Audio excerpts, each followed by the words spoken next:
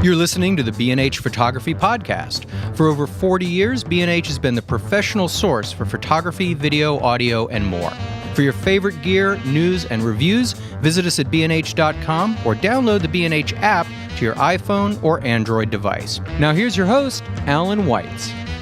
Greetings and welcome to the B&H Photography Podcast. This week's show is kind of a hybrid. It's going to be a two-parter. On the first part of our show, we're going to be visiting at PhotoPlus at the Javits Center, which took place last week here in Midtown Manhattan. And we spoke to a number of exhibitors. Among them are Orange Monkey, Hahnemühle, Skywatcher, Fujifilm, and one of my favorites, Gibolini View cameras. Just amazing, amazing cameras.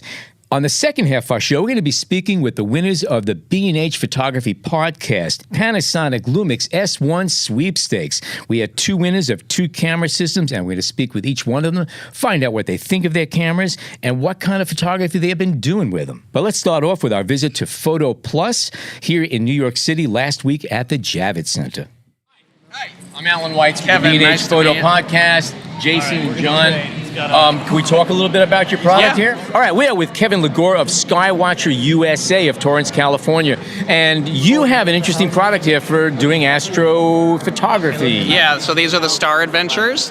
And these are basically the key to step up from just doing your wide-angle 30-second shot on a tripod to doing those nice, detailed, structured shots of the Milky Way. Because as the stars move across the sky, you'll notice your long exposures streak and blur. So this is a tracking device. This is a tracker, stars. yes. Okay. So we have a couple different configurations of it, but the most popular one would be the Star Adventure Pro Pack because it comes with all the accessories you need. You just supply your favorite ball head and your favorite tripod, 4 AA's, and check your camera on there, and you're good to go. Okay. What are the longest exposures you can do with a system like this? So it'll vary between the focal length of the lens. For wide-angle work, I've done up to 5 minutes, which is plenty of time for your shot, because normally what you're going to do is you're going to take a lot of 1 or 2 minutes, maybe a little bit less, and then stack them on top of each other to reduce the noise and get more structure out of the shot. So, but it can do about 5 minutes I've done personally, and up to about 300 millimeter focal length, I've done about 90 seconds at that focal length, which is more than enough for you to get the detail that you need per shot and then stack all those accordingly. Cool. All right. And you got them again for different size cameras and telescopes as well. Yeah, so we handle the reason why we're here at PhotoPlus is the Star Trackers, the Star Adventures are really kind of where we enter this market. But then if you're interested enough in there and you want to start expanding upon it, we do offer telescopes, and we go up to the $10,000 plus range and everything in between to make sure we've got support from the beginner to the advanced. I think they have one of those in my gym. Possibly. That's a massive one. That's nice. If people are coming by B&H, you can go up to the second floor. We do have a Star Adventure display in the shop, so you can see a Star Adventure firsthand up on the second floor of B&H. So in other words, there's a new excuse for coming to the B&H Superstore in Midtown Manhattan. Just go upstairs, find your camera, take your tracker, and go find a dark sky. There you have it. Okay, Kevin, Skywatcher USA, thank you so much. No problem. Thanks, guys. Thanks a lot. Have a good one. It's great. Nice to meet you. Perfect. Okay, we are with John Fuller of Chimera Lighting, and I just want to go on record as saying I have at least 2 Chimera boxes at home that still have the old straps behind them with Velcro, the original ones I'm still using, but 3x4 and a 2x3, and I think I got a strip light too, and they still work. That is awesome. You know, we pride ourselves on our quality manufacturing that we do in the United States and Colorado still, and it's great to hear that after 20, 30, 40 years, that stuff is still kicking. I also once rented your 10 by 30 foot to photograph boats in a studio. We do. We have 10 by 20, 10 by 30, 10 by 40, and we've just come out with a new LED-based version, the F3. We don't have it here at the show, but maybe next year. Okay. Well, what do you have here we could talk about? Anything new here? Well, we've got our panel lantern, which we've partnered with Lightgear on. Lightgear is a very well-known LED manufacturer that comes from the cinema background, so they have very good quality white light, and this is adjustable from 2800 to 6000 Kelvin, and it's a little 2x2 foot lantern format, so it's great for tabletops, it's great for faces, it's great for product shots, and it's really portable. It fits in all folds up and fits in a nice small kit. The shape of it is very interesting. If you can imagine an upside down pyramid with flaps hanging on all four sides. So it really is like a lantern. It's and again, it's all translucent white material, and you got, looks like silver reflectors on the side panels. And I could see a lot of good uses for that. And you're right, the size is perfect. Yeah, it follows the form of our pancake lanterns, which come in various sizes and really work with other strobes, other continuous lights, but this was really specifically as a cross product to be able to work with still shooters as well as the video shooters. And all the silver flaps around the side we call skirts. They can all be rolled up, and you can see one of them's rolled up. Well, yeah. Mm-hmm. And so that can be rolled up to allow a little light out or to control spill on a wall behind or adjacent to whatever you're shooting. Gotcha. All right. Terrific. Okay. And as I said, I'm a longtime fan. And again, it's Chimera Lighting. And John Fuller, thank you for joining us today. Thanks so much for stopping by. Have a great day. Okay. Nice to meet you. Did that work out okay? Yeah, it's great. Good. Thanks, guys. Okay, we are with Justin Cho of Orange Monkey, which is an exhibitor of folding light boxes. They're called the Foldio Foldable Studios. That's Foldio. I actually bought one while I'm here.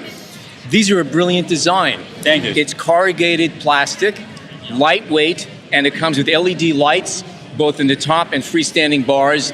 And for product photography and stuff for eBay and just small product shooting, this is a beautiful design. What was your inspiration for this? Oh, actually, we think about that e-commerce users who want to get the good pictures.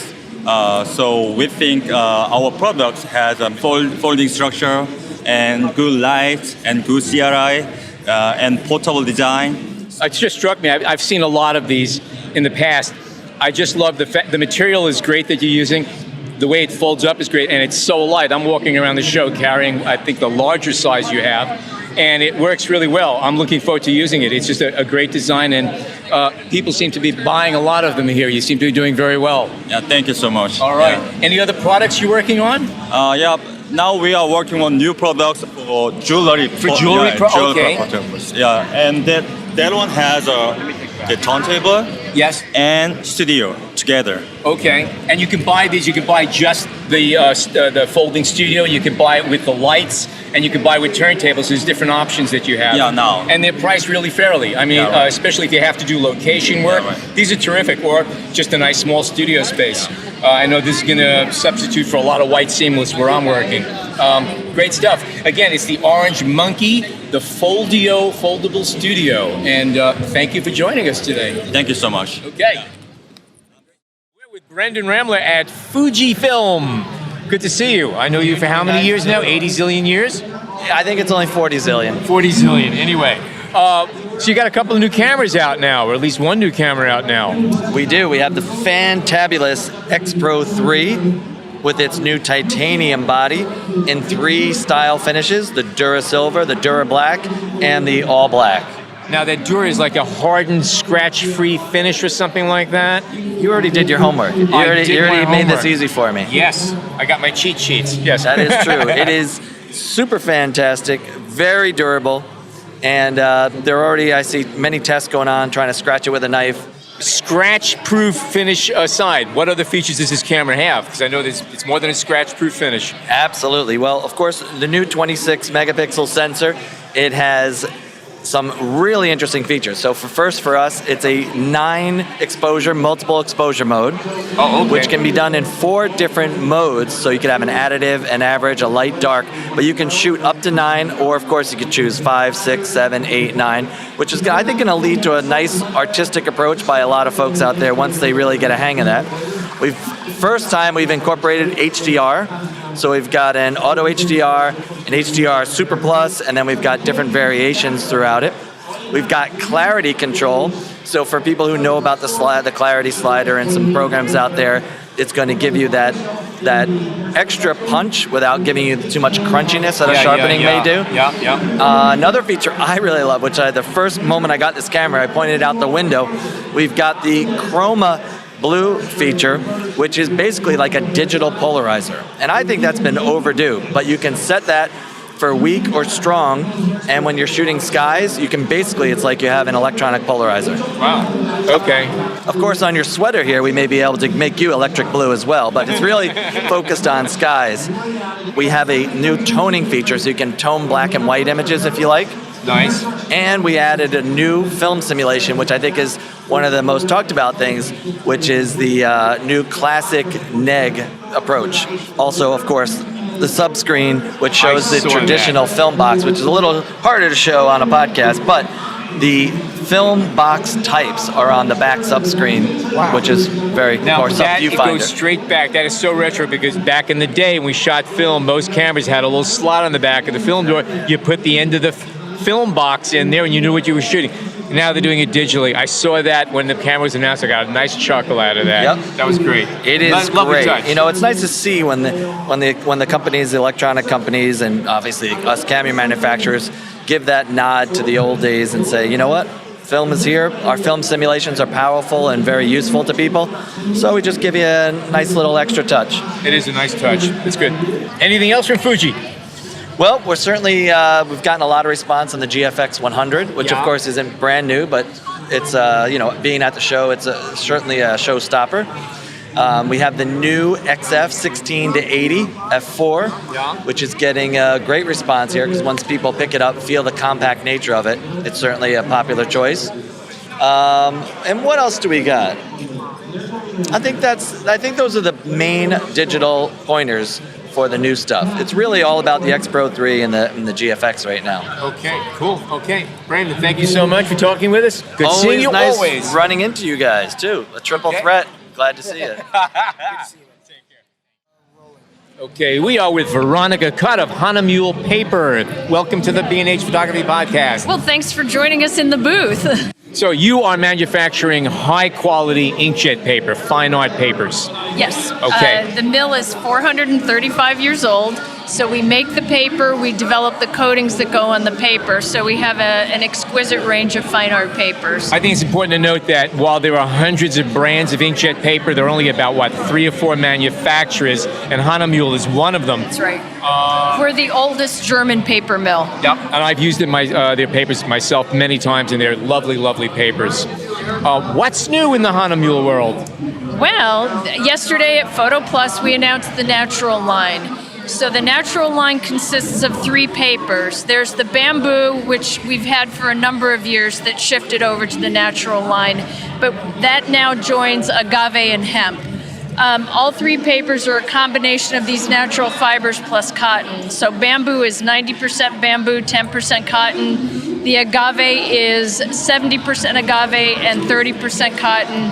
And the hemp is 60 hemp, 40% cotton. They're all sustainably sourced fibers, so they're all environmentally friendly. Of the 3, the bamboo is the warmest base tint. The agave and hemp are basically the same white point, so they're more of a neutral based. Now, do any warmer. of these papers have brighteners in them? No, they don't. But I think it's also worth noting that brighteners are put into a lot of papers to make the whites very, very white, but they also kill the life of the print quite often. Is that correct or incorrect? My understanding is that what happens at a point in time is that the brighteners will begin to fade. So the paper then goes back to its natural base tint. Okay. So the natural papers essentially stay more consistent over time. Right. They won't have that same shift. Okay. And also you got the archival qualities add to that. And so these papers, as well as our other fine art papers, are all museum quality, acid-free, so with pigment inks, 100 years plus.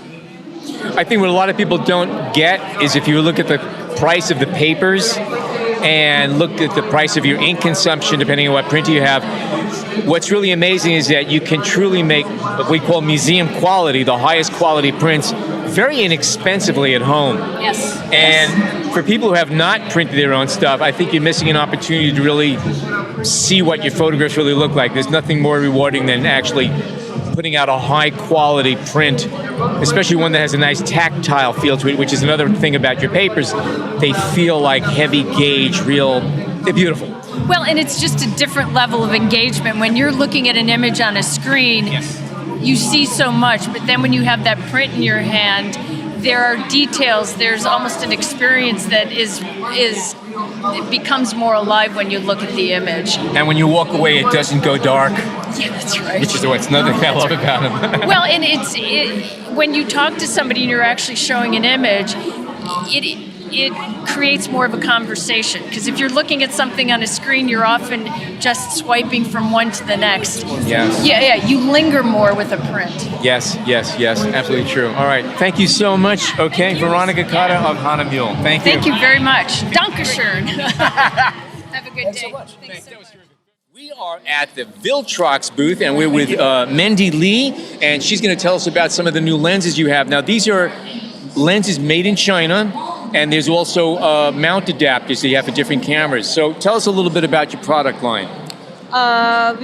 We have been making the lens adapter for almost 10 years, and now we have some new adapters. We have adapters mainly for Canon EF lens to micro four thirds. Okay. Canon to EF to Sony E camera, and Canon to Fuji. And we also have a new model, Canon EF to Nikon Z mount. And some of these are also amplifiers where they have optics in them as well, right? Yeah. We have this is the best seller EF to micro four thirds. Okay. Yeah, it's a speed booster, and we also have adapter. And you also have lenses that you're manufacturing, correct? Yeah, it's over there. Yeah, for already available lenses, we have Fuji X mount 85 1.8. For Sony E mount, also 85 1.8. Both of them are autofocus. And we also have 20 millimeter 1.8 for Sony E mount and Nikon Z mount. They are manual focus.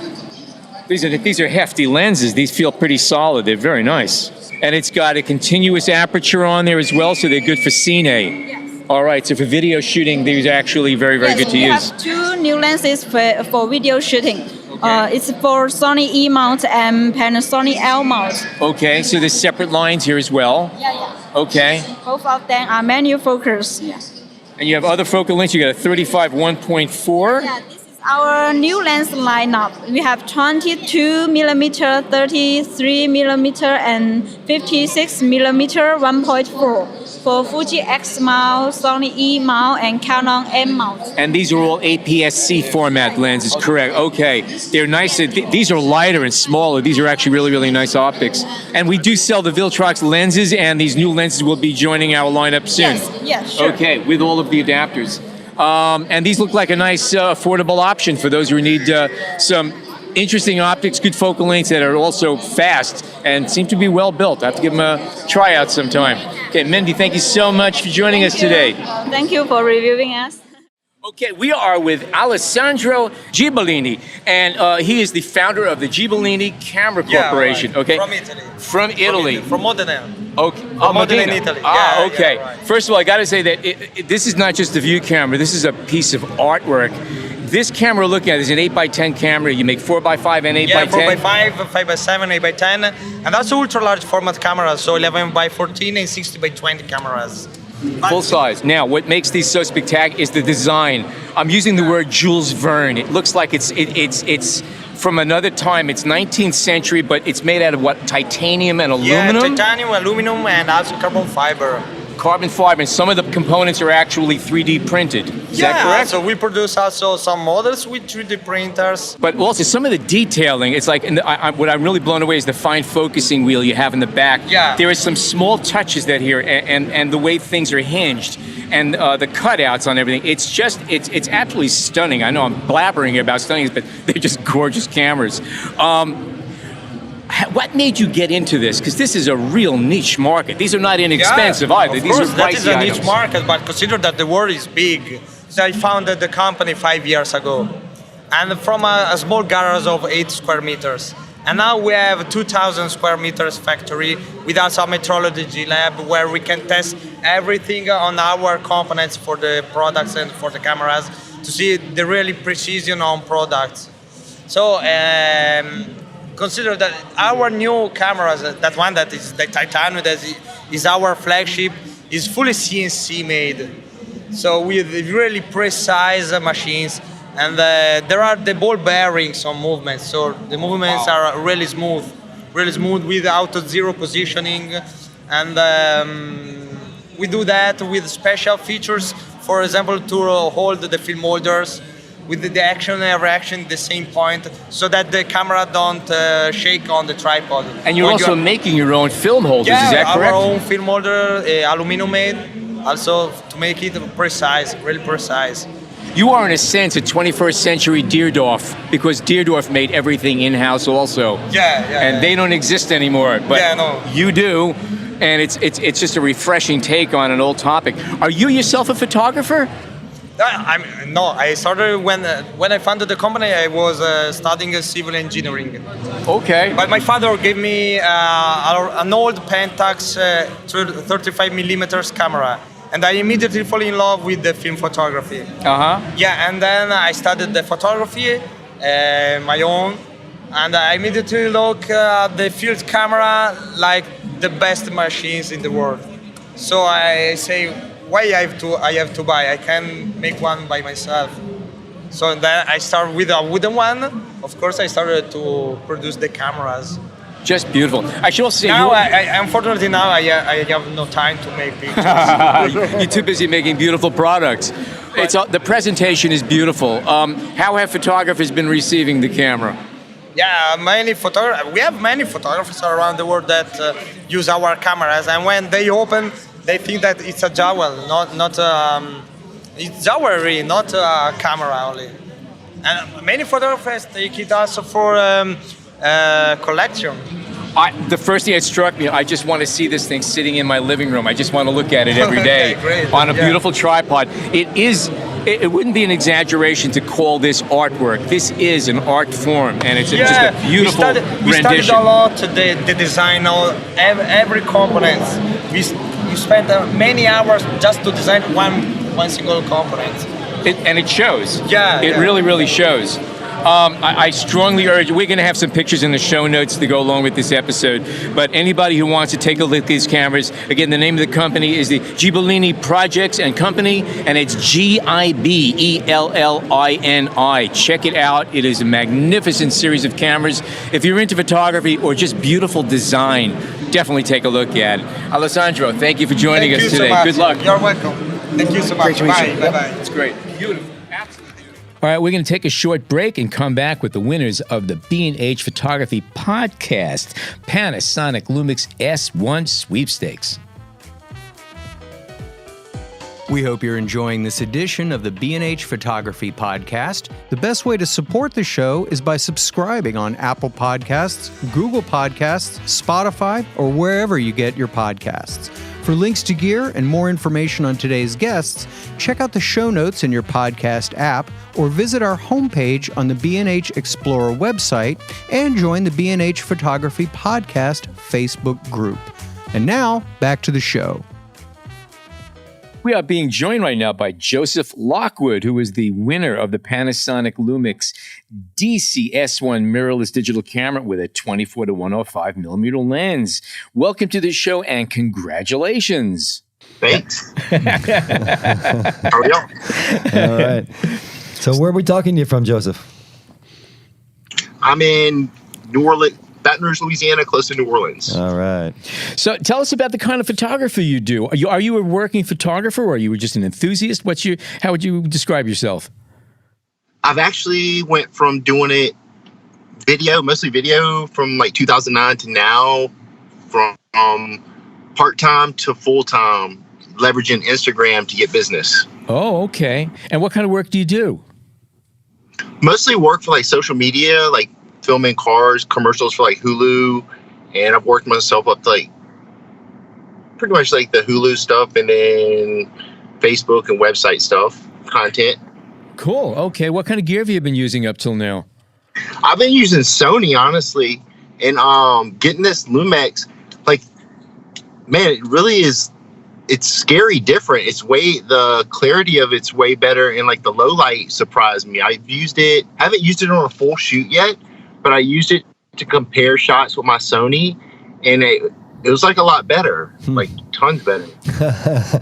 You sound surprised, or maybe disappointed. Yeah, I am, because I've been on Sony forever. I use Nikon and Sony and never used any of the Panasonic, so it's kind of cool. That's great. Now, when you say better, or how would you describe that it's better than the Sony? Because better could be a lot of different criteria. the clarity on it's better, and then like the noise. You always hear Sony has like the lower or better for low light and the noise and stuff. And this just seems, I don't know, surprisingly better. Interesting. The footage is more stable. Like it's got some image stabilization on the lens, and it just seems a lot more steady than the Sony. And are you using it mostly for video still, or are you taking stills with it also? All video. Oh, okay. All right, that's cool. And what was your Sony camera, or what is your Sony camera? I have the A7S2 and then the A7 III. Oh, okay. So kind of loaded. Okay, so you have what to compare to. Okay, that's good. Cool. Yeah, right. yeah. And what about like just the handling of everything? Is it too big for you? Too small? You like it? How's things like that? No, that might be one of the things that I like better about it. Is I tell you, like the Sony, I use the 24-70 lens on it, the G Master, and it's so when you hold it, that's one of the issues. It's so awkward. It bounces back and down, up and down. And this one, when you hold it, it's just more level. Interesting. So I'm not paid by Lumex to say this. So is it a matter of balance between the camera and the lens? Is that what you're referring to? In other words, it's what I'm gathering is that you feel the Sony is front heavy or lens heavy. Is that what you're saying? Yeah, when you add a different Sony lens on there, it is front heavy. And this one with the 24 to 105, it just seems more balanced. And cool. Like even with the F4, it's surprisingly like. I think it looks better than the Sony. I took shots side by side. I'll have to upload some for y'all. And you also might find that one system's better for one thing and one for another. There's, that's another thing. What kind of work are you doing? One system might be preferable to another for any number of reasons. How do you find the menus on the Panasonic? Honestly, I haven't used it like a ton like that. I'm trying to get it into a workflow where I can use it, but not on a paid job. I don't want to find out the wrong way. Yeah. Oh, so in other words, you've learned. Yeah. One time I shot, the first time I got a Sony camera, I saw all those ads for shooting in S-Log and stuff, and I thought it'd be cool to shoot in S-Log. I had to reshoot that job. It did not come out like the commercials. Yeah, I remember one of my earliest jobs, they asked me, do you know how to work a Hasselblad system? I go, absolutely. I never touched one in my life. And I had to start shooting that afternoon. Boy, you never saw me busier in a lunch hour than that. I learned how to use that system real fast. Yeah, I've learned you don't try stuff on new jobs. Like, try it out before. I'm also a Sony user. A lot of people around here are use Sonys, and their menu systems are like really over designed and kind of crazy. And I think if you can master the Sony, you can master pretty much anything. So it's got to be easier. So, question: if people would like to see what kind of work that you're doing, where could they see your stuff? You can go to my Instagram. It's called Beyond Media BR, and it's got some of my most recent video clips and some drone work that I've done on there. What do you shoot? Check it out. What's your drone with? What do you shoot with a drone? Which one? I've got the Phantom 4 Pro, the black one, and I'm yet to switch to the Mavic 2, Mavic Pro 2. Right. I want to, but like I use the 60 frames a second at 4K a lot, so it's kind of That sounds interesting. I'd like to see that stuff. And what kind of, I'm just curious, for the work that you do, what is some of the drone stuff you're shooting? I'll incorporate that usually like in, I do photography with it. Yeah. To actually leverage my Instagram to do some cool stuff on there to attract people to it. Gotcha. And then I'll just throw it, like whenever I do car shoots or something, I'll throw drone work on there. But I flew a drone actually for about a year and a half before I actually started doing it. And I believe it or not, in my first 2 months, I crashed 4 of them. I believe that. I have no doubt. I did the same. But except I stopped at 2. Yeah, you got to keep going, man. You just got to push through it. And it'll get, it'll get there. You just run out of cash. That sounds pretty like an experienced drone shooter to me. Yeah. So, real quick question: how'd you hear about the podcast, the B&H podcast, and the sweepstakes? I was on B&H's website, and then I saw that the ad for the S1 on there, and then the podcast info. So I hopped on Twitter, and I'm not on Twitter a lot, but I just got on there and like. Honestly, I never fill out the things for contests. And when y'all sent me the notification saying I won, I thought it was a lie. I was like, man, whatever. This is a mean joke right here. Okay, I'll let you respond to it. It's terrible, you know. This is a good time. I think. What convinced you to respond then? I mean, what made you believe it was real? I don't know. I wanted to believe it was real, but I was like, I just didn't want to get my hopes up. Right. Well, it came in the mail, so it must be real, right? Yeah. Well, okay. Yeah, I know. But here's the funny part. Okay, we need the camera back. I was waiting for that. I was like, man, they're not going to send this thing. I'll believe it when I see it. We have wicked senses of humor. We tease like you wouldn't believe around here. I know. All right, man. Well, all right. Anything else? No. Thanks. When's the next contest? I want to enter another one. Yeah, right. Okay, Joseph Lockwood, thank you so much for joining us. Thank y'all. Okay, we are being joined right now by Roger Longenbach from Austin, Texas. And Roger is the winner of our Panasonic Lumix DC G95 mirrorless digital camera that comes with a 12 to 60 millimeter lens. Welcome, Roger, and congrats. All right, thank you. Nice to be here. That's terrific to have you on board. So you got the camera now for a few weeks, and you've been playing with it? Yes, I have. And your initial impressions? Well, it is so light compared to like the Sony full frame, the A7 III. That was like my first reaction. Was I picked it up, I was like, "What? This can't be right." But it was, and then of course, going back to being able to have the forward-facing screen is something I haven't had in a very long time. So that was my initial reaction. I have been very, very impressed with how sharp even the kit lens is on it. And what do you shoot generally? I mean, do you have a style or a subject that you return to? I like to get back to my wildlife photography. I did a lot of local, like migratory birds. We occasionally get bald eagles nearby here in Austin. I'm right on the edge of a non-endangered species wilderness preserve at my house. So we have a lot of, not really songbirds as much, but just smaller birds. And then I also just, like to take a lot of pictures when I travel to various places. Not really into portraits, but, the family type pictures, basically. So you said that you found the kit lens pretty, well, I don't know what's the word. You liked usable? it. You liked it, yeah. Is that something you will stick with for this system, or are you going to try to work it a little bit and look for a prime or even a higher end zoom? I've just heard some amazing things about the Leica. Was it 10 to 25 1.7? So in general, do you feel that going to micro four thirds is comfortable enough for you? Because you've had full frame cameras, including film cameras. Is that correct? Yes. Okay. Yes. So you have some good experience. You're not just a novice at this. You've been around the block with different camera systems. So taking all that into consideration, how comfortable are you now with micro four thirds? I know resolving power wise, and as far as clarity, it's there. How else do you find it? Yeah, I'm very, I'm very, very, very excited. Even what the other side of that spectrum is the size and the weight of the Panasonic. Is it Leica, the Leica 100 to 400 millimeter lens? Mm-hmm. Being able to get 800 millimeters of reach with that size of a package is just. I can't beat that at all. What's the furthest you've pushed the ISO so far in the camera? Have you played around with some of the higher ISO ratings? Because it goes up to 25,600, I think. Mm-hmm.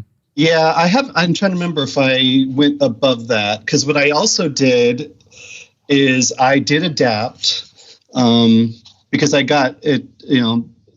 One of the advantages is that you can adapt so much vintage and legacy glass.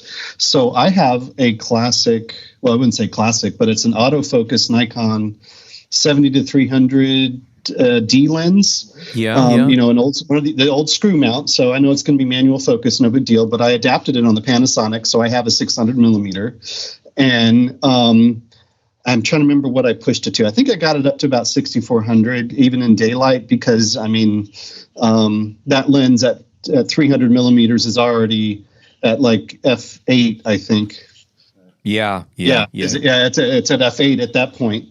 But I was just amazed about how sharp, that was. That vintage glass, even on, the Micro Four Thirds 20 megapixel sensor, it was still so sharp. You shoot any video? The lens itself. Good. Have I shot the video with it? No, I have not yet, but that's on my to-do list. Let me ask you, you had mentioned that one of the first things you noticed was that the screen that, it flips back. Yeah. Do you shoot with the LCD or do you use the viewfinder? I try to use the viewfinder. And how do you find it? How did you find the electronic but there viewfinder? Was, but I was, I'm trying to think. Some of the sample shots I did, it might be my style that I'm used to, that little slide down LCD screen from the current Sony generation, where if you're, instead of bending down, you put the camera down and then slide down the screen so you can look up like it's an old medium format camera. Sure. Yeah. But I do that a lot. I did flip out the screen and use the LCD to be able to get the different vantage point angle shots, just to do some testing of it. The only downside with the LCD screen that I had was that I have to probably turn off the touch screen because my nose would, if I didn't flip it around, my nose would change the focus point, and I'd be like, why are you focusing on this other thing? That is a very common problem with touch screens. You're not alone in that. Is the battery life been okay when you've been using the screen? Yes. Yeah. I mean, it's I'm used to the old Sony battery life, which is not the greatest. So it's been more than acceptable. Cool. I think I found that the industry standards for battery life is not take into effect my shooting style. So it lasts a lot longer than what they claim. Oh, that's good.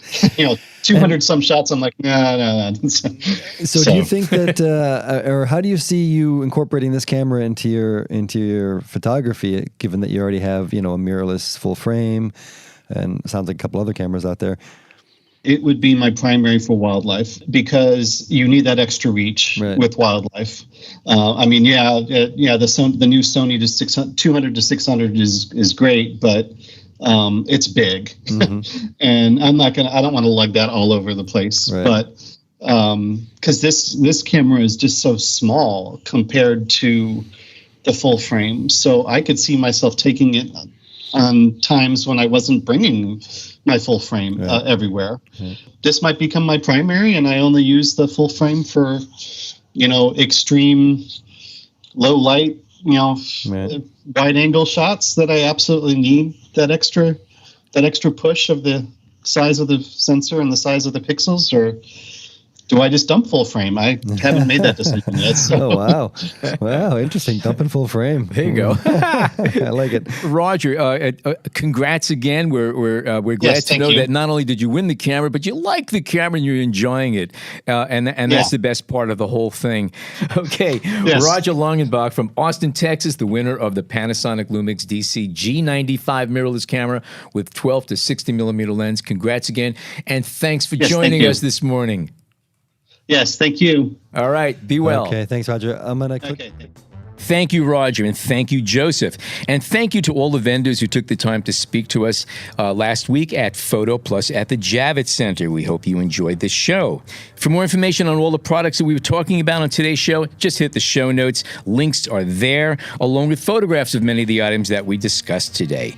In the meantime, if you're not a subscriber to our show, no reason why you can't be. It's free, it's easy. Just head over to Apple Podcasts or any of the other platforms that you might like subscribing to podcasts from and sign up. In the meantime, my name is Alan Weitz. I'm your host, and on behalf of John Harris and Jason Tables, thank you so much for tuning in today.